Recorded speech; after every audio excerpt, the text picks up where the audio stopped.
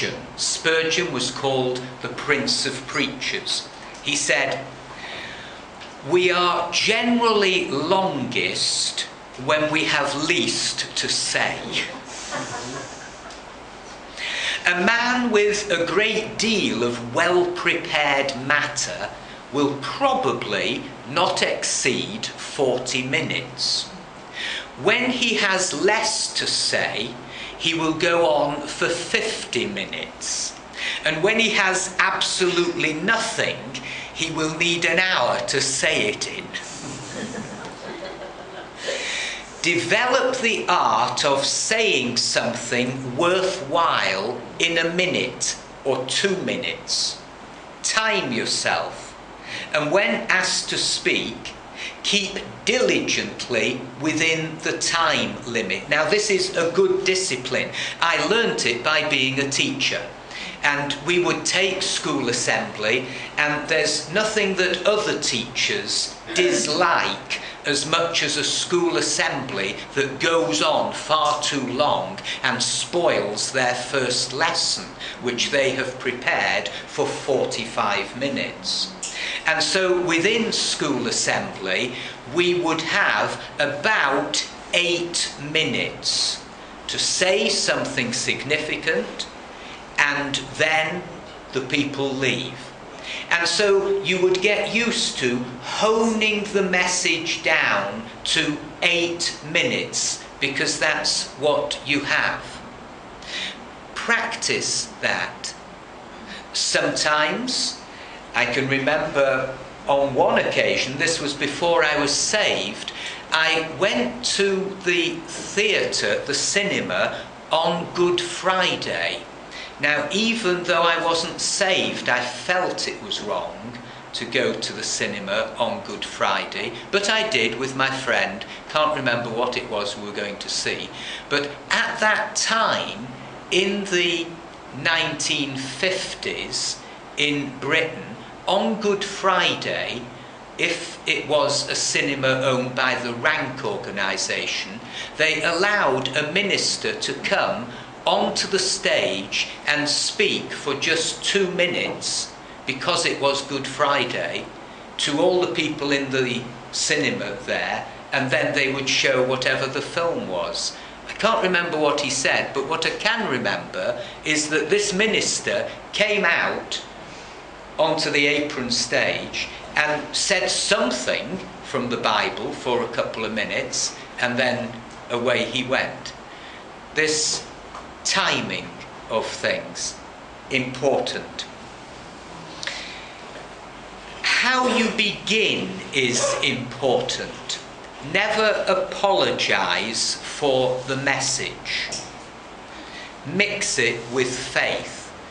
Never apologise for sharing the Word of God. Ending is also important. Don't dry up or fizzle out. Come in for a landing at the end of the message. And it might be some recapitulation, or it might be that there is application. I remember a minister saying to me once, give people something to go home with. So, and you know how it is, the next day someone will say, what was the message about in church last night? And you say, ooh, that's a hard one. You know, I mean, you were there for an hour listening to the preacher, but what was it about? Ooh. Can you ask me, well, can you remember anything? Now that's just the way it is, isn't it? Style. In Sunday school, or with the young people, or with the group you're addressing, don't try and copy anyone else. Be yourself. God has made you. You are unique. When someone's preaching in our church, I don't want to listen to a carbon copy of me at all. I want someone who is themselves and shares themselves. Be clothed in the Spirit of God. you share yourself and you hide yourself. You share yourself because we all are living this life. We all fail. We all are lifted up by Christ. When you share yourself, it sort of shows that you face the same sort of difficulties other people face.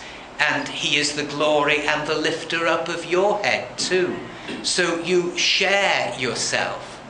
On the other hand, you hide yourself, because it's not about you, it's all about him. Sometimes I have come home from a meeting and Hazel might have said, "What was it about?" And all I'm left with isn't Christ and the message, but a lot about the preacher. I've learnt a lot about the preacher, but I haven't learnt a lot about the Lord. It's not about us. It's all about him. The Parson's Prayer. I do not ask that crowds may throng the temple, that standing room be priced. I only ask that as I voice the message, they may see Christ. That's what it's all about. There was a man who knew God at one time. His name was Robert Robinson, and he was converted under the mighty preaching of the awakener George Whitefield. But later he drifted from the Lord. And although once he had been a godly pastor, he'd neglected spiritual things for a long time, and now he was at a great distance from God. Well, he began to travel. In a sense, he was trying to get away. But you can never get away from yourself. And this backslidden ex-pastor, on one journey, met a spiritually minded young lady. And the woman was reading a hymn book. And they got into conversation. And she said to him, "What do you think of this hymn?" And she read him a bit of it. "Come, thou fount of every blessing, tune my heart to sing thy grace. Streams of mercy, never ceasing, call for songs of loudest praise. Teach me some melodious measure, sung by flaming tongues above.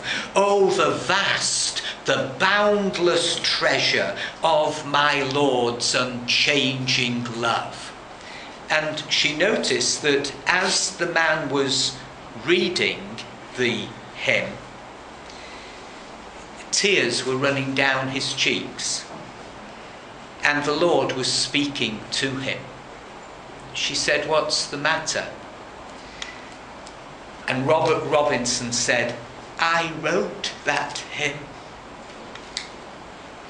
And she said, "Well, it's just as true today. Streams of mercy are never ceasing." And she used the very hymn that he had once written when he was in the Spirit and walking with God to bring him back from his backsliding to relationship with Christ and to go on in the Spirit. The last verse of that hymn says this: "Oh, to grace, how great a debtor daily I'm constrained to be.